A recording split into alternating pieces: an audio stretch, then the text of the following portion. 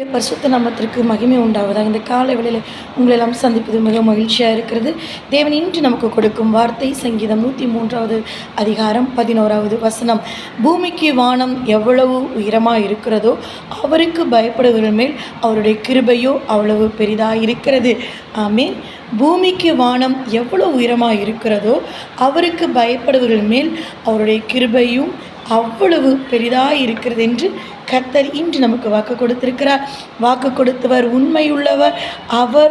அவருக்கு பயந்து கீழ்ப்படிந்து இருக்கிற உங்களையும் என்னையும் தேவன் ஆசீர்வதிக்க வல்லவராக இருக்கிறார்.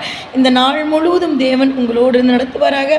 மனிதருக்கு பயப்படுவதை காட்டிலும் கர்த்தருக்கு பயப்படுதலே ஞானத்தின் ஆரம்பம் என்று வேதம் சொல்கிறது.